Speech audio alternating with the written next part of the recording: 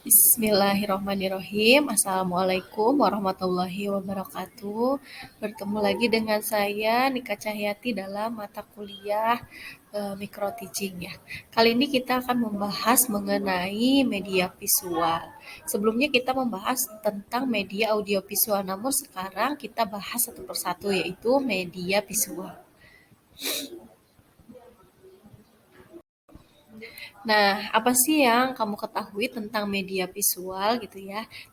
Media visual itu merupakan semua alat peraga yang digunakan dalam proses belajar yang hanya bisa dinikmati oleh panca indera mata gitu ya, hanya bisa dilihat namun tidak bisa didengarkan gitu.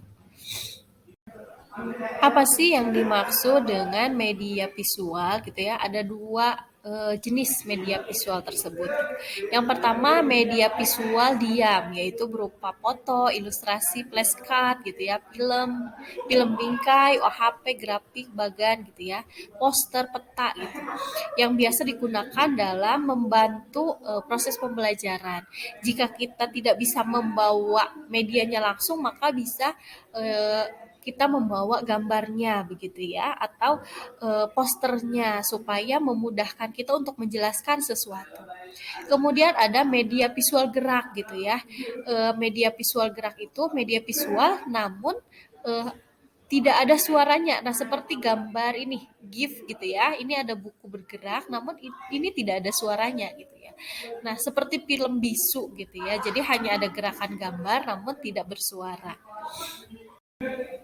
Kita juga harus tahu apa saja sih tujuannya dari media visual tersebut gitu ya.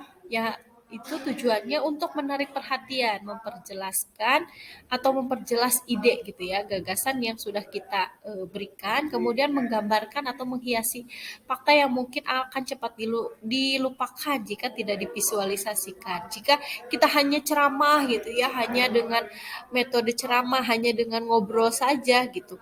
Nah, itu mungkin akan cepat dilupakan karena biasanya yang hanya audio, yang hanya bersifat pendengaran gitu ya, akan lebih mudah untuk dilupakan daripada yang bisa dilihat dan didengar gitu. Nah, teman-teman tadi sedikit dijelaskan mengenai media visual diam ya. Media visual diam itu media grafis atau visual diam dalam pengertian praktis yang diartikan sebagai media yang mengkomunikasikan fakta dan gagasan secara jelas dan kuat melalui perpaduan antara pengungkapan kata dan gambar dalam bentuk cetak gitu ya. Jadi gambarnya saja seperti foto begitu ya, poster begitu. Nah, itu visual dia. Nah, di sini juga ada beberapa fungsi dari media visual. Media visual itu mampu mengubah emosi atau sikap siswa ya, sehingga siswa dapat menganalisis dan menanggapi dengan perbuatan terhadap fenomena yang ditampilkan. Misalnya kita memberikan gambar tentang metamorfosis kupu-kupu begitu ya. Jadi seorang peserta didik itu bisa menganalisis melalui gambar tersebut. Karena kalau misalnya kita hanya membicarakan, mengungkapkan dengan kata-kata itu lebih sulit gitu ya, lebih sulit diterima gitu ya. Gambaran-gambaran tersebut. Apalagi anak PAUD atau anak SD gitu ya, yang pola pikirnya masih abstrak sehingga sulit untuk berpikir konkret, maka butuh media sebagai sarana pembelajaran.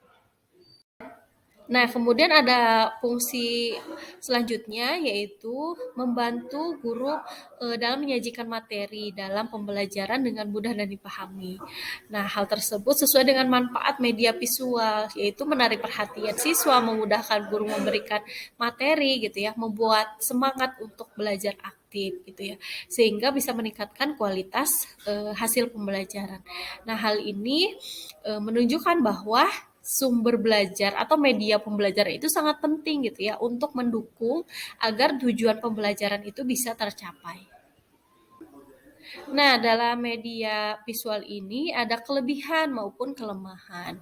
Media visual ini kelebihannya eh, dapat dimanfaatkan guru dalam pembelajaran sudah tentu ya. Kemudian jangkauannya itu bisa lebih murah gitu ya media visual ini. Beda dengan media audio visual gitu. Kalau media visual ini bisa lebih murah, lebih efektif begitu ya. Semua orang bisa menggunakannya.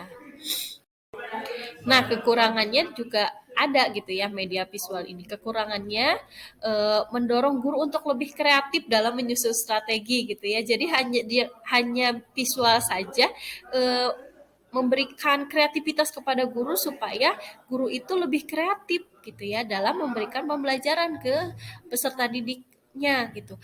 Misalnya apa namanya, memberikan gambar-gambar yang lebih menarik untuk anak sehingga memotivasi anak atau peserta didik dalam meningkatkan kualitas pembelajaran. Kemudian kelemahannya juga eh, digunakan tidak menjadi masalah selama proses pembelajaran.